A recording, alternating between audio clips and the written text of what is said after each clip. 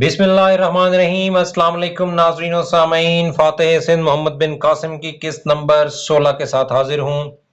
سب سے پہلے ایک اعلامیہ کہ ناول کی اس تحریر کے ساتھ چینل کی انتظامیہ کا متفق ہونا ضروری نہیں ہے، معاف کیجیے گا۔ اب آپ سے ایک درخواست کہ اگر آپ میرے چینل پر نئے ہیں اور آپ نے میرے چینل کو اب تک سبسکرائب نہیں کیا تو اسے سبسکرائب کر لیں اور بیل آئیکن کا بٹن پریس کر لیں تاکہ میرے آنے والی ویڈیوز کی نوٹیفیکیشن آپ کو ملتے رہیں۔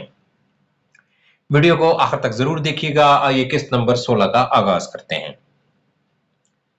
دمشق کی جامع مسجد میں نماز عصر ادا کرنے کے بعد محمد بن قاسم اور زبیر قصر خلافت میں داخل ہوئے۔ خلیفہ ولید کے دربان نے ان کی آمد کی اطلاع پاتے ہی انہیں اندر بلا لیا۔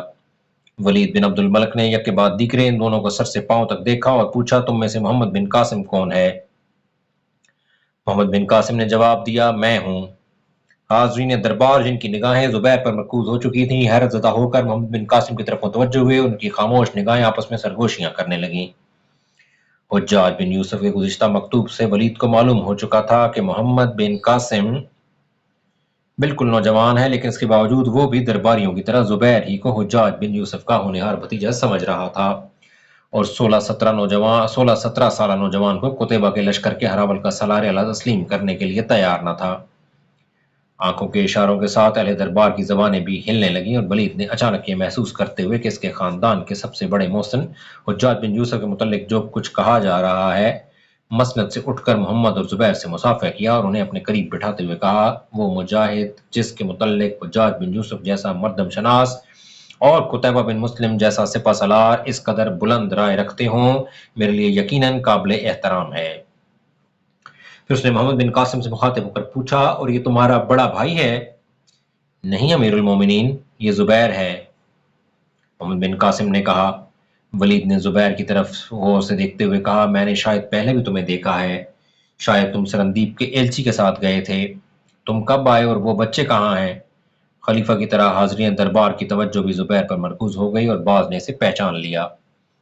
زبیر کا تذبذب دیکھ کر محمد بن قاسم نے جلدی سے حجاج بن یوسف کا خط پیش کرتے ہوئے کہا، امیر المومنین، ہم ایک نہایت ضروری پیغام لے کر آئے ہیں، آپ ملاحظہ فرما لیں۔ ولید نے خط کھول کر پڑھا اور کچھ دیر سوچنے کے بعد حاضرین دربار سے مخاطب ہو کر کہا، سندھ کے راجا نے ہمارا جہاز لوٹ لیا ہے، سرندیپ سے آنے والی بیواؤں اور یتیم بچوں کو قید کر لیا ہے۔ زبیر، تم اپنی تمام سرگزشت خود سناؤ۔ زبیر نے شروع سے لے کے آخر تک تمام واقعات بیان کیے، لیکن دربار میں جوش و خروش کی بجائے مایوسی کے آثار پا کر اختتام پر اس کی آواز بیٹھ گئی اور اس نے جیب سے رومال نکال کر خلیفہ کو پیش کرتے ہوئے کہا، ابو الحسن کی بیٹی نے یہ خط والی بصرہ کے نام لکھا تھا۔ حجاج بن یوسف کی طرح ولید بھی یہ خط پڑھ کر بے حد متاثر ہوا۔ اس نے اہل دربار کو سنانے کے لیے خط کو دوسری بار بلند آواز میں پڑھنے کی کوشش کی، لیکن چند فقرے پڑھنے کے بعد اس کی آواز رک گئی۔ اس نے مکتوب محمد بن قاسم کے ہاتھ میں دیتے ہوئے کہا، تم پڑھ کر سنا دو۔ محمد بن قاسم نے سارا خط پڑھ کر سنایا۔ مجلس کا رنگ بدل چکا تھا۔ حاضرین میں سے اکثر کے چہرے یہ ظاہر کر رہے کہ جذبات کا طوفان عقل کی مصلحتوں کو مغلوب کر چکا ہے، لیکن ولید کو خاموش دیکھ کر سب کی زبانیں گنگ تھیں۔ شہر کو مرثیدہ قاضی دیر تک اس خاموشی کو برداشت نہ کر سکا۔ اس نے کہا، امیر المومنین، آپ کو کس بات کا انتظار ہے؟ یہ سوچنے کا موقع نہیں، پانی سر سے گزر چکا ہے۔ ولید نے پوچھا، آپ کی کیا رائے ہے؟ قاضی نے جواب دیا، امیر المومنین، فرض کے معاملے میں رائے سے کام نہیں لیا جاتا۔ رائے صرف اس وقت کام دے سکتی ہے جب سامنے دو راستے ہوں، لیکن ہمارے سامنے صرف ایک ہی راستہ ہے۔ ولید نے کہا، میں آپ سب کی رائے پوچھتا ہوں۔ ایک عہدیدار نے کہا، ہم میں سے کوئی بھی الٹے پاؤں چلنا نہیں جانتا۔ ولید نے کہا، لیکن ہمارے پاس افواج کہاں ہیں؟ موسیٰ کا پیغام آ چکا ہے کہ وہ اندلس پر حملہ کرنا چاہتا ہے۔ دوسری طرف ترکستان میں عراق کی تمام افواج کو قتیبہ اپنے لیے کافی نہیں سمجھتا۔ ہمیں نیا محاذ کھولنے کے لیے یا تو ان میں سے ایک محاذ کمزور کرنا پڑے گا یا اور کچھ مدت انتظار کرنا پڑے گا۔ قاضی نے جواب دیا، امیر المومنین، یہ خط سننے کے بعد ہم میں سے کوئی ایسا نہیں جو انتظار کا مشورہ دے۔ اگر آپ یہ معاملہ عوام کے سامنے پیش کریں تو مجھے امید ہے کہ سندھ کی مہم کے لیے ترکستان یا افریقہ سے افواج منگوانے کی ضرورت پیش نہ آئے گی۔ ولید نے کہا اگر آپ عوام کو جہاد کے لیے آمادہ کرنے کی ذمہ داری لینے کے لیے تیار ہیں تو میں ابھی اعلان جہاد کرنے کے لیے تیار ہوں۔ قاضی مذبذب سا ہو کر اپنے ساتھیوں کی طرف دیکھنے لگا۔ ولید نے کہا میں عوام سے مایوس نہیں، مجھے صرف یہ شکایت ہے کہ ہمارا اہل الرائے طبقہ خود غرض اور خود پسند ہو چکا ہے۔ آپ جانتے ہیں جب موسیٰ بن نصیر نے افریقہ میں پیش قدمی کی تھی تو اونچے طبقے کے کئی آدمیوں نے ہماری مخالفت کی تھی۔ جب قتیبہ نے مرو پر حملہ کیا تھا تو میرے اپنے ہی بھائی سلیمان نے مخالفت کی تھی۔ یہ ہماری بدقسمتی ہے کہ بااثر طبقے میں جو لوگ کچھ مخلص ہیں وہ کاہل اور تناسان ہیں اور گھروں میں بیٹھے ہوئے زمین پر غلبہ اسلام کے لیے اپنی نیک دعاؤں کو کافی سمجھتے ہیں۔ اگر آپ سب عوام تک پہنچنے کی کوشش کریں تو چند دنوں میں ایک ایسی فوج تیار ہو سکتی ہے جو نہ صرف سندھ بلکہ تمام دنیا کی تسخیر کے لیے کافی ہو۔ لیکن برا نہ مانے آپ تھوڑی دیر کے لیے متاثر ہوئے ہیں اور 1 یا 2 دن عوام کو بلکہ اپنے جیسے اونچے طبقے کے بے عمل لوگوں کو یہ خبر سنانے میں ایک لذت محسوس کریں گے۔ سندھ کے ظالم راجا کو برا بھلا کہیں گے اور اس کے بعد بنی اسرائیل کی طرح دنیا اور عاقبت کا بوجھ خدا کے سر تھوپ کر آرام سے بیٹھ جائیں گے۔ لیکن اگر آپ ہمت کریں تو میں آپ کو یقین دلاتا ہوں کہ احمد المسلمین ابھی تک زندہ ہیں۔ اگر آپ اونچے طبقے کی تفریحی مجالس کے بجائے دمشق کے ہر گھر میں جانا، عوام میں بیٹھنا اور ان سے باتیں کرنا گوارا کریں تو سندھ کے اسیر جو قید خانے کی دیواروں سے کان لگائے کھڑے ہیں بہت جلد ہمارے گھوڑوں کی ٹاپیں سن سکیں گے، اور خدا اس لڑکی کو زندگی اور صحت دے، وہ اپنی آنکھوں سے دیکھے گی کہ ہماری تلواریں کند نہیں ہوئیں۔ محمد بن قاسم نے کہا اگر امیر المومنین مجھے اجازت دیں تو میں یہ ذمہ داری لینے کے لیے تیار ہوں۔ ولید نے کہا تمہیں میری اجازت کی ضرورت نہیں۔ محمد بن قاسم کے بعد دربار کے ہر عہدیدار نے ولید کو نئی فوج بھرتی کرنے کا یقین دلایا اور یہ مجلس برخاست ہوئی۔ عشاء کی نماز کے بعد محمد بن قاسم اور زبیر آپس میں باتیں کر رہے تھے۔ ایک ایلچی نے آ کر یہ پیغام دیا کہ امیر المومنین محمد بن قاسم کو بلاتے ہیں۔ محمد بن قاسم سپاہی کے ساتھ چلا گیا اور زبیر اپنے بستر پر لیٹ کر کچھ دیر اس کا انتظار کرنے کے بعد اونگتے اونگتے سپنوں کی حسین وادی میں کھو گیا۔ دمشق سے کوسوں دور وہ ناہید کی تلاش میں سندھ کے شہروں میں بھٹک رہا تھا، قلعوں کی فصیلوں اور قید خانوں کے دروازے توڑ رہا تھا، قیدیوں کی آہنی بیڑیاں کھول رہا تھا۔ ناہید کی سیاہ اور چمکدار آنکھوں کے آنسو پوچھتے ہوئے کہہ رہا تھا ناہید میں آ گیا ہوں، تم آزاد ہو، تمہارا زخم کیسا ہے؟ دیکھو برہمن آباد کے قلعے پر ہمارا جھنڈا لہرا رہا ہے۔ اور وہ کہہ رہی تھی زبیر میں اچھی ہوں لیکن تم دیر سے آئے، میں مایوس ہو چکی تھی۔ میٹھے اور سہانے سپنے کا تسلسل ٹوٹ گیا۔ وہ دیکھ رہا تھا کہ وہ انتہائی بے کسی کی حالت میں پابند زنجیر کھڑا ہے۔ راجا کے چند سپاہی ننگی تلواریں اٹھائے اس کے چاروں طرف کھڑے اور باقی ناہید کو پکڑ کر قید خانے کی طرف لے جا رہے ہیں اور وہ مڑ مڑ کر ملتجی نگاہوں سے اس کی طرف دیکھتی ہے۔ ناہید کے پاؤں اندر رکھتے ہی قید خانے کا دروازہ بند ہو جاتا ہے اور وہ سخت جدوجہد کے بعد اپنے ہاتھوں اور پاؤں کی زنجیریں توڑ کر سپاہیوں کو دھکیلتا، مارتا اور گراتا ہوا قید خانے کے دروازے تک پہنچتا ہے اور اسے کھولنے کی جدوجہد کرتا ہے۔ زبیر نے ناہید ناہید کہتے ہوئے آنکھیں کھولیں اور سامنے محمد بن قاسم کو کھڑا دیکھ کر پھر بند کر لیں۔ محمد بن قاسم اسے خواب کی حالت میں ہاتھ پاؤں مارتے اور ناہید کا نام لیتے ہوئے سن چکا تھا، تاہم اس نے اسے گفتگو کا موضوع بنانا مناسب نہ سمجھا اور چپکے سے اپنے بستر پر بیٹھ گیا۔ تھوڑی دیر کے بعد زبیر نے دوبارہ آنکھیں کھولیں اور کہا آپ آ گئے؟ محمد بن قاسم نے جواب دیا ہاں میں آ گیا ہوں، اور پھر کچھ سوچ کر پوچھا آپ نیزہ بازی اور تیغ زنی میں کیسے ہیں؟ زبیر نے جواب دیا میں نے بچپن میں جو کھلونا پسند کیا تھا وہ کمان تھی، اور جب گھوڑے کی رکاب میں پاؤں رکھنے کے قابل ہوا میں نے نیزے سے زیادہ کسی اور چیز کو پسند نہیں کیا۔ رہی تلوار، اس کے متعلق کسی عرب سے یہ سوال کرنا کہ تم اس کا استعمال جانتے ہو یا نہیں اس کے عرب ہونے میں شک کرنے کے مترادف ہے۔ آپ یقین رکھیے میری تربیت آپ کے ماحول سے مختلف ماحول میں نہیں ہوئی۔ محمد بن قاسم نے کہا کل میرا اور آپ کا امتحان ہے، امیر المومنین نے مجھے اس لیے بلایا تھا، ان کی خواہش ہے کہ ہم دونوں فنون حرب کی نمائش میں حصہ لیں۔ اگر ہم مقابلے میں دوسروں پر سبقت لے گئے دمشق کے لوگوں پر بہت اچھا اثر پڑے گا اور ہمیں جہاد کے لیے تبلیغ کا موقع مل جائے گا۔ امیر المومنین کی خواہش ہے کہ ہمارا مقابلہ سلیمان اور اس کے ساتھیوں سے ہو۔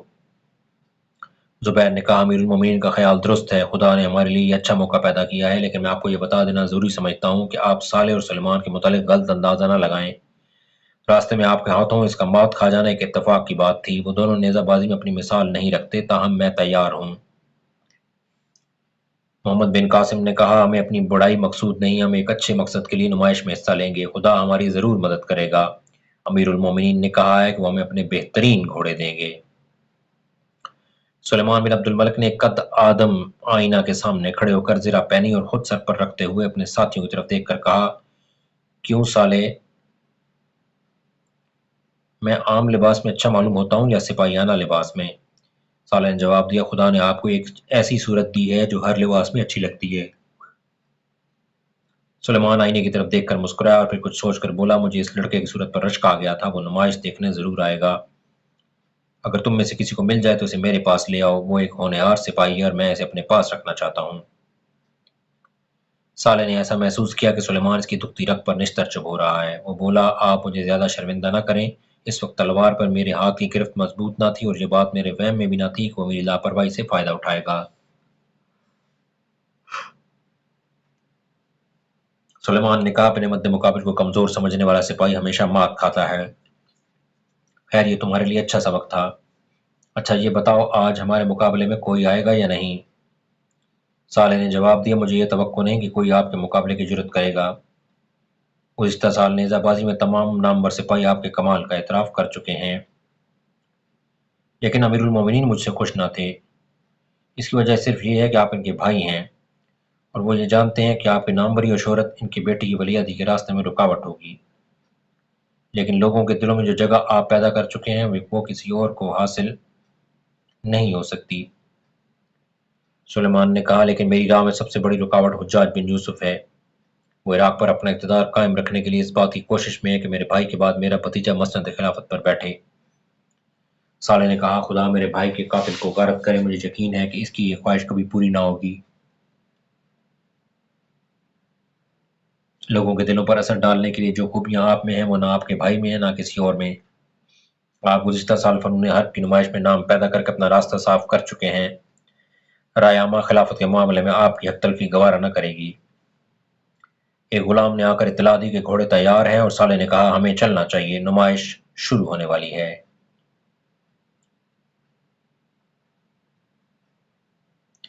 زمانۂ جاہلیت میں بھی عرب تیر اندازی، شمشیر زنی اور شاہ سواری میں غیر معمولی مہارت حاصل کرنا اپنی زندگی کا اہم ترین فریضہ سمجھتے تھے۔ سرداری، عزت، شہرت اور ناموری کا سب سے بڑا معیار یہی تھا۔ صحرا نشینوں کی محفل میں سب سے بڑا شاعر اسے تسلیم کیا جاتا تھا جو تیروں کی سنسناہٹ اور تلواروں کی جھنکار کا بہترین تصور پیش کر سکتا ہو، جسے اپنے سبا رفتار گھوڑے کے سموں کی آواز کسی صحرائی دوشیزہ کے کہکہوں سے زیادہ متاثر کرتی ہو، جس کے لیے دور سے محبوبہ کے محمل اور گرد و غبار میں اٹے ہوئے شاہ سوار کی جھلک یکساں طور پر جاذب نگاہ ہوں۔ اسلام نے عربوں کی انفرادی شجاعت کو صالحین کی ناقابل تسخیر قوت میں تبدیل کر دیا۔ روم ایران کی جنگوں کے ساتھ ساتھ عربوں کی فنون حرب میں اضافہ ہوتا گیا۔ خالد رضی اللہ تعالیٰ عنہ اعظم کے زمانے میں صف بندی اور نقل و حرکت کے پرانے طریقوں میں کئی تبدیلیاں ہوئیں۔ عربوں میں زرہ پہننے کا رواج پہلے بھی تھا، لیکن روم کی جنگوں کے دوران زرہیں اور خود سپاہیانہ لباس کے اہم ترین جزو بن گئے۔ قلعہ بند شہروں کے طویل محاصروں کے دوران کسی ایسے آلے کی ضرورت محسوس کی گئی جو پتھر کی دیواروں کو توڑ سکتا ہو، اور اس ضرورت کا احساس منجنیق کی ایجاد کا باعث ہوا۔ یہ ایک لکڑی کا آلہ تھا جس سے بھاری پتھر کافی دور پھینکے جا سکتے تھے۔ اس کی بدولت حملہ آور افواج قلعہ بند تیر اندازوں کی زد سے محفوظ ہو کر شہر پناہ پر پتھر برسا سکتی تھیں۔ اس کا تخیل کمان سے اخذ کیا گیا تھا، لیکن چند سالوں میں آلات حرب کے ماہرین کی کوششوں نے اسے ایک نہایت اہم آلہ بنا دیا تھا۔ قلعہ بند شہروں کی تسخیر کے لیے دوسری چیز جسے عربوں نے بہت زیادہ رواج دیا دبابہ تھی۔ یہ لکڑی کا ایک چھوٹا سا کلا تھا جس کے نیچے پہیے لگائے جاتے تھے۔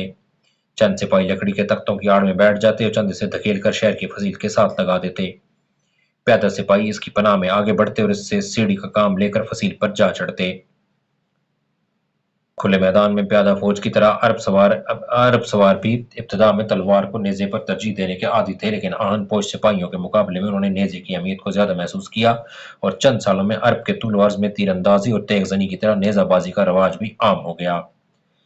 شام کے مسلمان روم کی قربت کی وجہ سے زیادہ متاثر تھے اور یہاں نیزہ بازی کو آہستہ آہستہ تیغ زنی پر ترجیح دی جانے لگی تھی۔ عرب گھوڑے اور سوار دنیا بھر میں مشہور تھے، اس لیے دوسرے فنون کی طرح نیزہ بازی میں بھی وہ ہمسایہ ممالک پر سبقت لے گئے۔ دمشق کے باہر ایک کھلے میدان میں قریباً ہر روز نیزہ بازی کی مشق کی جاتی تھی۔ نیزہ بازی میں یونان کا قدیم رواج مقبولیت حاصل کر رہا تھا۔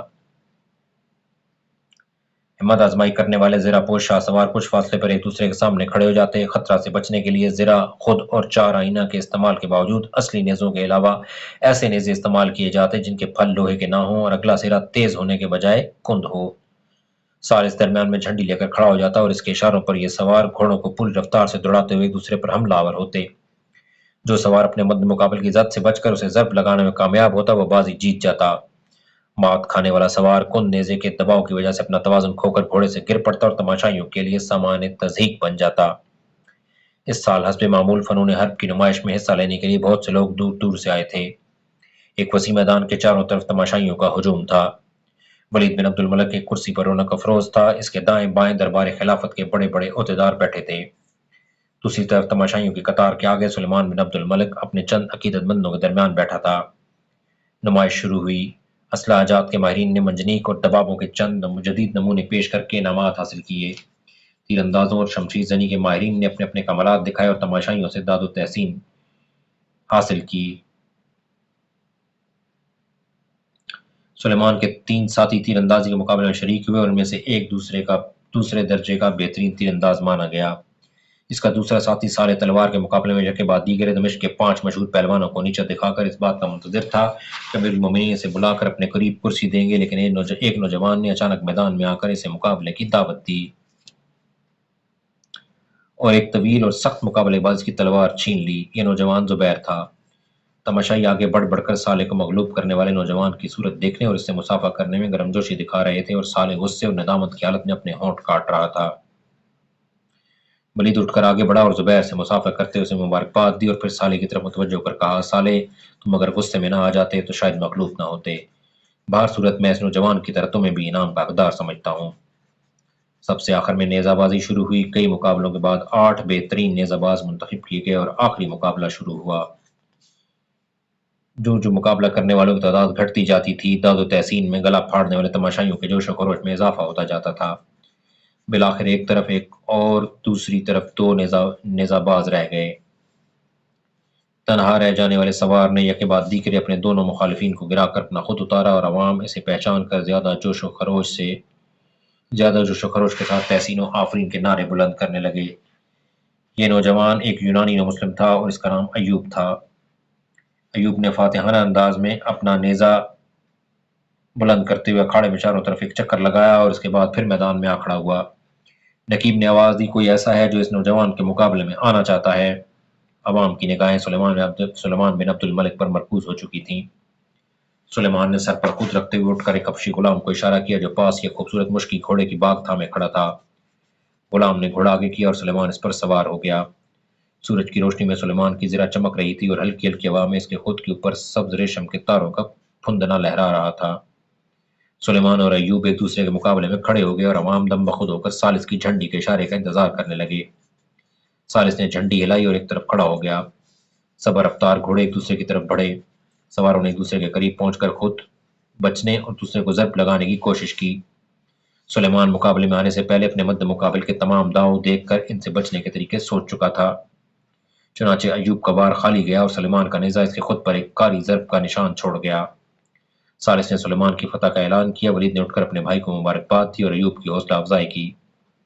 سلیمان نے خود اتار کر فاتحانہ انداز میں تماشائیوں کی طرف نگاہ دوڑائی اور رسم معمول اکھاڑے کا چکر لگا کر پھر میدان میں آ کھڑا ہوا۔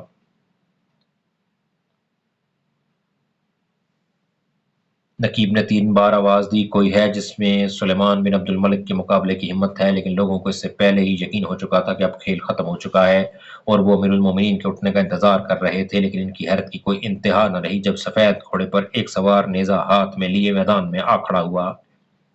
تماشائیوں کو حیرانی اس بات پر نہ تھی کہ ایک نیزہ باز سلیمان بن عبد الملک کو مقابلے کی دعوت دے رہا تھا، بلکہ وہ اس بات پر ششدر تھے کہ اجنبی سوار کے جسم پر زرہ نہ تھی اور نہ 4 آئینہ۔ وہ سیاہ رنگ کا چست لباس پہنے ہوئے تھا۔ سر پر خود کے بجائے سفید عمامہ تھا اور آنکھوں کے سوا باقی چہرے پر سیاہ نقاب تھا۔ زرہ کے بغیر صرف وہ لوگ ایسے مقابلوں میں حصہ لیتے ہیں جنہیں اپنے حریف کی کمتری کا پورا یقین ہو۔ لیکن سلیمان اس دن کا ہیرو تھا اور لوگ سلیمان کے مقابلے کے لیے زرہ اور خود کے بغیر میدان میں آنے والے سوار کی بہادری سے متاثر ہونے کے بجائے اس کی دماغی حالت کے صحیح ہونے میں شک کر رہے تھے۔ ولید اور زبیر کے سوا کسی کو یہ معلوم نہ تھا کہ یہ کون ہے، لیکن اس کی اس جرت پر ولید بھی پریشان تھا۔ اس نے آہستہ سے زبیر کے کان میں کہا، یہ محمد بن قاسم ہے یا کوئی اور؟ زبیر نے جواب دیا، امیر المومنین، یہ وہی ہے۔ لیکن وہ سلیمان کو کیا سمجھتا ہے؟ اگر اس کی پسلیاں لوہے کی نہیں تو مجھے ڈر ہے کہ لکڑی کا کند سرا بھی اس کے لیے نیزے کی نوک سے کم خطرناک ثابت نہ ہوگا۔ تم جاؤ اور اسے بلا کر سمجھاؤ، زبیر نے جواب دیا، امیر المومنین، میں اسے بہت سمجھا چکا ہوں، وہ خود بھی اس خطرے کو محسوس کرتا ہے، لیکن مجھے کہتا ہے کہ اس صورت میں اگر اس کی جیت ہوئی تو نوجوانوں پر اس کا خوشگوار اثر پڑے گا اور اسے سندھ کے حالات سنا کر انہیں جہاد کے لیے آمادہ کرنے کا موقع مل جائے گا۔ اس کا یہ بھی خیال ہے کہ زرہ کے بغیر سوار زیادہ چست رہ سکتا ہے۔ زبیر کا جواب ولید کو مطمئن نہ کر سکا۔ وہ خود اٹھ کر محمد بن قاسم کی طرف بڑھا اور تماشائی زیادہ پریشانی کا اظہار کرنے لگے۔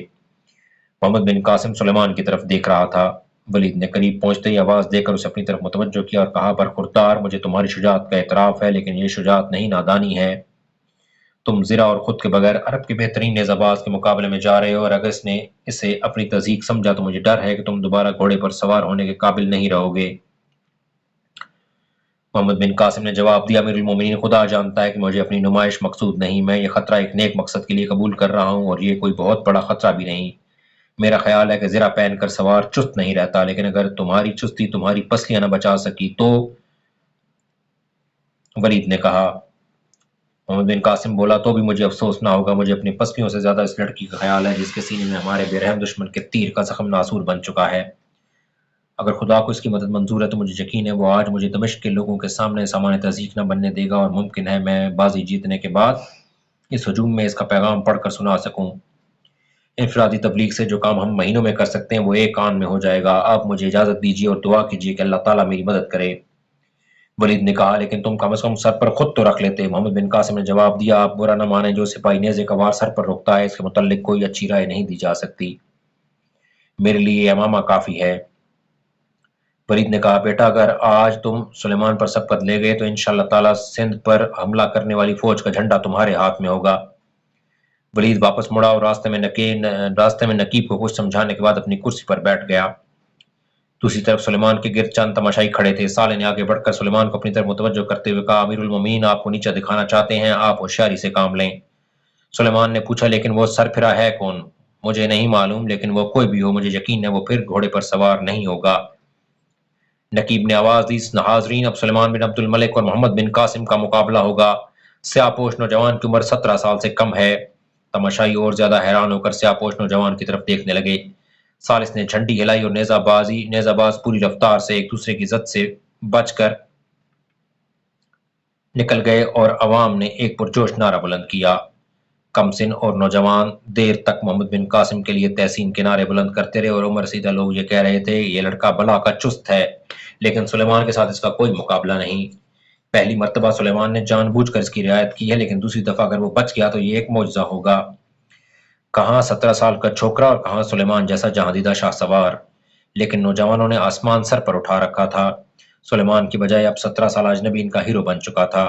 وہ کسی کی زبان سے ایک حرف بھی برداشت کرنے کے لیے تیار نہ تھے۔ بعض تماشائی تکرار سے ہاتھا پائی تک اتر آئے۔ رواج کے مطابق نیزہ بازوں کو دوسرا موقع دیا گیا اور دونوں پھر ایک دوسرے کے مقابلے میں کھڑے ہو گئے۔ بچے اور نوجوان بھاگ بھاگ کر اس طرف جا رہے تھے جس طرف ان کا کم سے ہیرو کھڑا تھا۔ سب کی نگاہیں نقاب میں چھپے ہوئے چہرے کو دیکھنے کے لیے بے قرار تھیں۔ ثالث نے بھاگ کر لوگوں کو پیچھے ہٹایا اور پھر اپنی جگہ پر آ کھڑا ہوا۔ جھنڈی کے اشارے کے بعد تماشائیوں کو پھر ایک بار میدان میں گرد اٹھتی نظر آئی۔ تھوڑی دیر کے لیے پھر ایک بار سکوت چھا گیا۔ محمد بن قاسم پھر اچانک ایک طرف جھک کر سلیمان کے نیزے کی ضرب سے بچ گیا۔ سلیمان نے بھی بائیں طرف جھک کر اپنے مدن مقابل کے وار سے بچنے کی کوشش کی، لیکن اس سے کہیں زیادہ پھرتی کے ساتھ محمد بن قاسم نے اپنے نیزے کا رخ بدل دیا اور اس کی دائیں پسلی میں ضرب لگا کر اسے اور زیادہ بائیں طرف دھکیل دیا۔ سلیمان لڑکھڑا کر نیچے گرنے کے بعد فوراً اٹھ کھڑا ہوا اور پسلی پر ہاتھ رکھ کر انتہائی بے چارگی کی حالت میں ادھر ادھر دیکھنے لگا۔ چاروں طرف سے فلک شگاف نعروں کی صدا آ رہی تھی۔ محمد بن قاسم نے تھوڑی دور جا کر اپنے گھوڑے کی باگ موڑ لی اور سلیمان کے قریب آ کر نیچے اترتے ہوئے مسافہ کے لیے اس کی طرف ہاتھ بڑھایا، لیکن سلیمان مسافہ کرنے کے بجائے منہ پھیر کر تیزی سے قدم اٹھاتا ہوا ایک طرف نکل گیا۔ آن کیان میں تماشائی ہزاروں کی تعداد میں محمد بن قاسم کے گرد جمع ہو گئے۔ यूनानी शाह सवार अयूब ने आगे बढ़कर मोहम्मद बिन कासिम के हाथ से घोड़े की बाग पकड़ ली और कहा, मैं आपको मुबारकबाद देता हूँ। अब अगर कोई मजबूरी ना हो तो आप चेहरे से नकाब उतार दीजिए, हम सबकी आंखें आपकी सूरत देखने के लिए बेकरार हैं। नाज़रीन और सामीन, फातेह सिंध मोहम्मद बिन कासिम की किस्त नंबर 16 का यहाँ पे इख्तिताम होता है। वीडियो पसंद आए इसको लाइक कर दें, चैनल को सब्सक्राइब कर दें और बेल आइकन का बटन प्रेस कर दें ताकि मेरी आने वाली वीडियोस के नोटिफिकेशन आपको मिलते रहें। इस वीडियो को ज़्यादा से ज़्यादा उन लोगों के साथ शेयर करें जो तारीखी पहलुओं के बारे में जानना चाहते हैं। कमेंट सेक्शन में जाके अपनी राय से ज़रूर आगाह करें कि आपको ये वीडियो कैसी लगी। अब तक के लिए इतना ही। अपना और अपने इस चैनल का ख्याल रखिएगा। इंशाअल्लाह ताला बहुत जल्द अगली वीडियो में मुलाकात होगी। तब तक के लिए अल्लाह हाफिज़।